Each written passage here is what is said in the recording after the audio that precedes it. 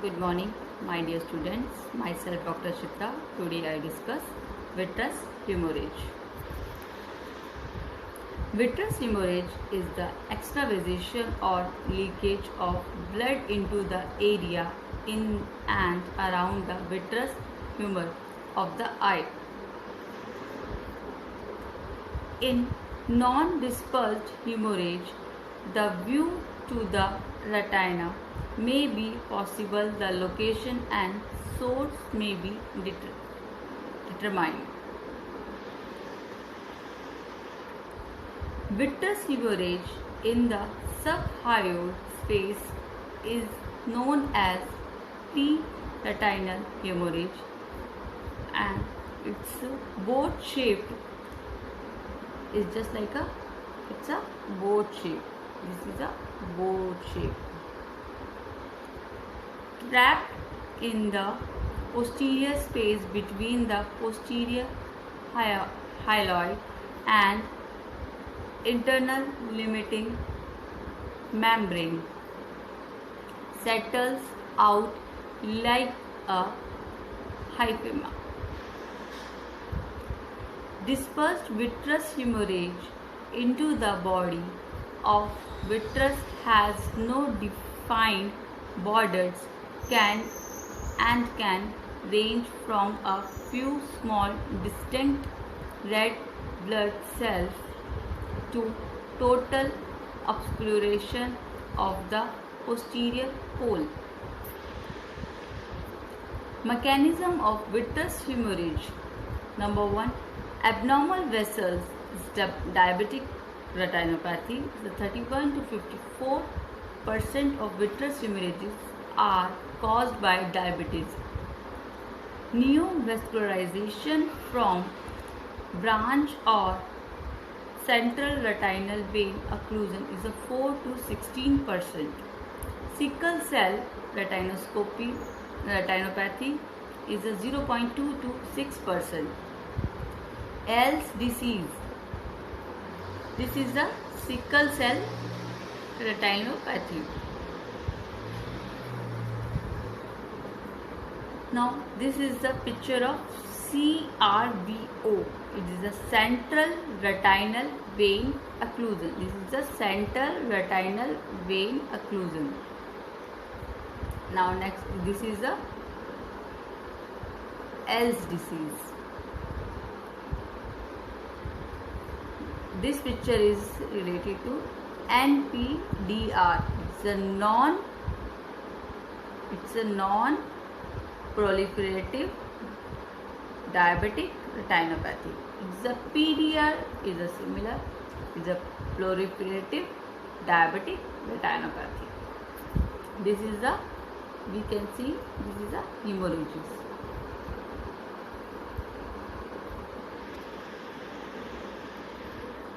Now rupture of normal vessels, retinal tear is the 11 to 44%, crown 12 to 19%, posterior vitreous detachment with retinal vascular tear, so 4 to 12%, retinal detachment is 7 to 10%, Terson's syndrome is a 0.5 to 1%.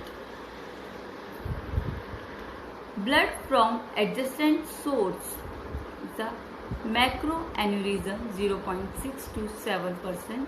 Age-related macular degeneration is 0.6 to 4%. This is the age-related macular degeneration due to the age. Other cause you must look: ruptured arterial macroaneurysm, Coats disease. ROP, it stands for retinitis of premature, retinal capillary angioma of von Hippel-Lindau syndrome, congenital prepapillary vascular loop, retinal cavernous hemangioma. Diagnosis can be made by correlating with the age of patient. Now, infants and child, birth trauma, shaken baby syndrome, child abuse, congenital X-linked retinoschissis, ROP, it stands for retinitis of premature, middle age, Ehlers disease, trauma, PVD, it stands for posterior vitreal detachment. So old age, exudative ARMD, it stands for age-related macular degeneration. Diabetes, BRVO, it stands for branch retinal vein occlusion. PVD is a posterior vitreal detachment. This is the fundus of patient is a child abuse. This is a vitreous hemorrhage. We can see this is a fundus of eye, and this is the dark red spots is the vitreous hemorrhages. Now, symptoms of vitreous hemorrhages: the painless vision loss, floaters, cobweb, shadows or a red hook, visual field defect or scotomas, photopysis. Sign: the red fundus reflex may be absent, no view to the fundus. Red blood cells may be seen in anterior vitreous. Chronic vitreous hemorrhage has a yellow choric appearance from blood from HP breakdown. History: patient should be questioned regarding a history of trauma, ocular surgery, diabetes, sickle cell anemia, leukemia, carotid artery disease, high myopia. Proper history taking most of the time save time and make appropriate diagnosis. Complete examination. Number 1 is the slit lamp examination with undilated pupil to check for iris neovascularization. Indirect ophthalmoscopy with scleral depression. Avoid until 2 weeks after traumatic hypemia or microhypema. Gonioscopy to evaluate neovascularization of the angle. IOP measurement, it's the intraocular pressure measurement. B-scan ultrasonography if complete view of the posterior pole is obscured by blood. Fluorescence angiography may aid in defining the etiology. Additionally, it may be useful to highlight abnormalities in the contralateral eye. Dilated examination of the contralateral eye can help provide clues to the etiology of the vitreous hemorrhage, such as proliferative diabetic retinopathy. This is a B scan of the. This is a B scan.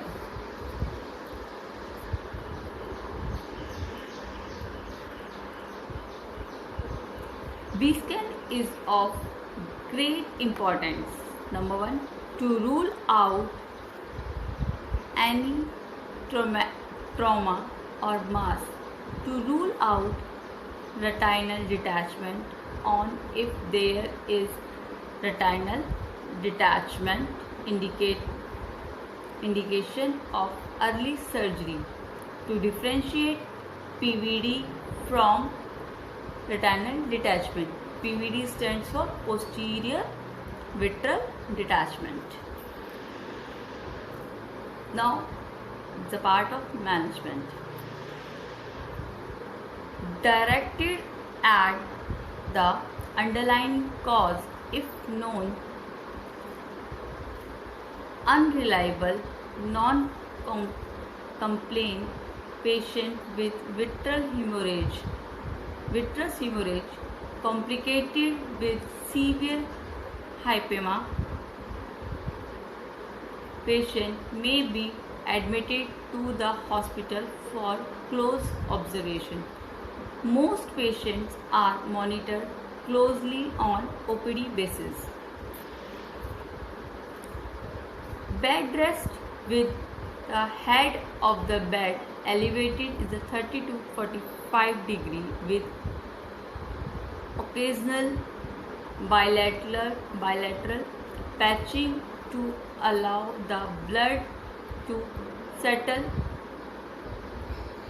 inferiorly, allowing a view of the superior peripheral fundus.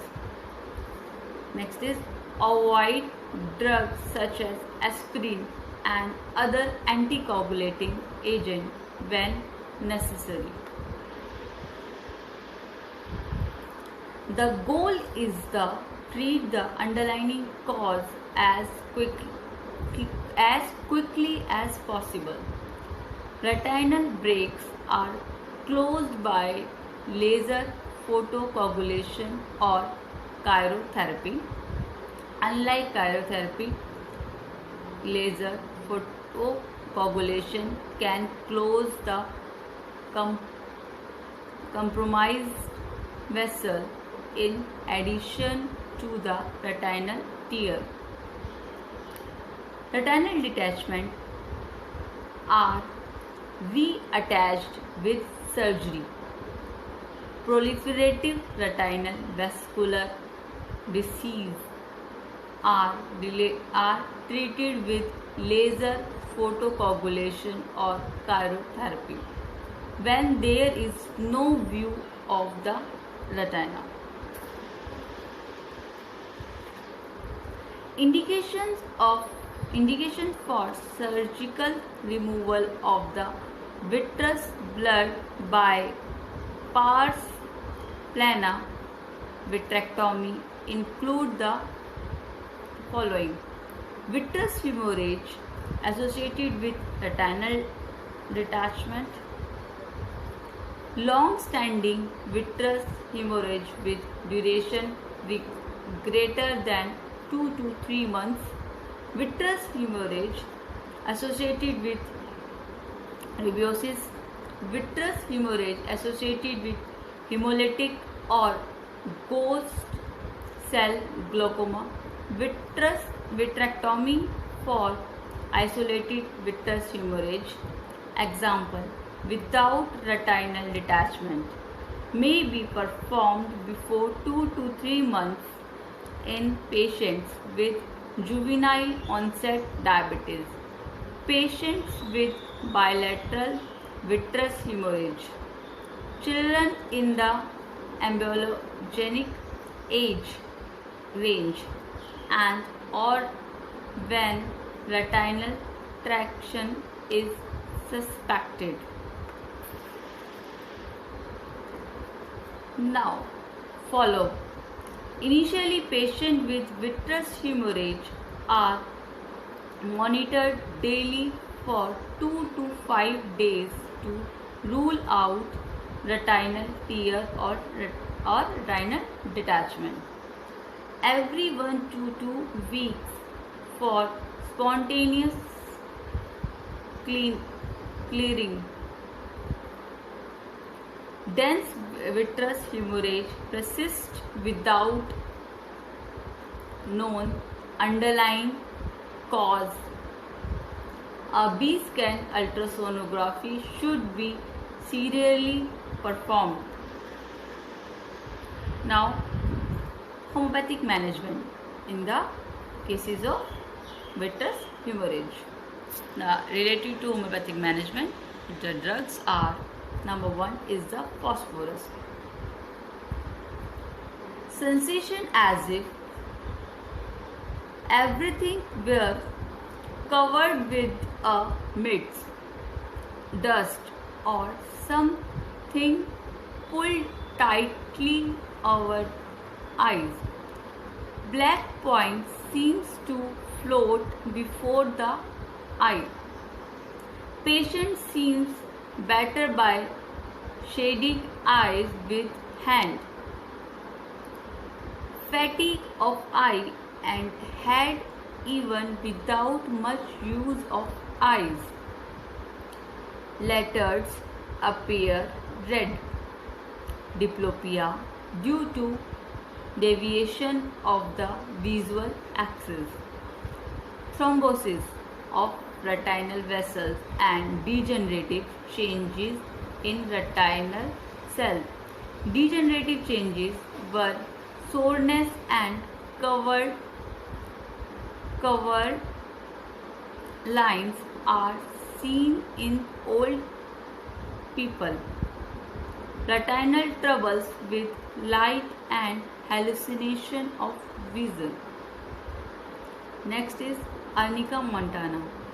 It is especially suited to cases when an injury, just like a trauma, however remote, seems to have caused the present trouble.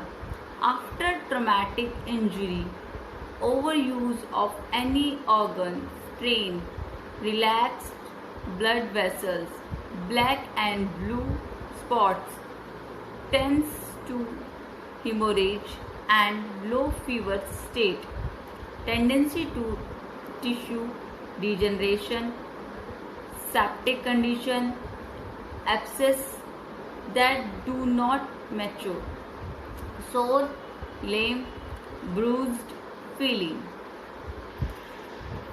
Next is Borthos lanceolatus. Blindness from hemorrhages into retina.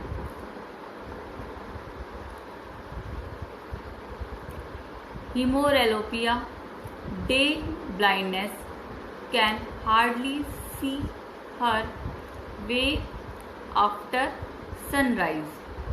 Conjunctival hemorrhages. Next is lachesis.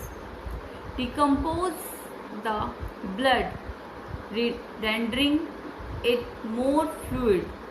Hence, a hemorrhagic tendency is marked.